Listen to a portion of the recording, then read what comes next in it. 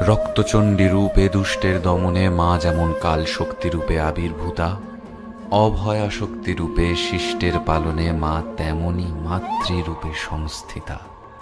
কাল শক্তি মহাকাল।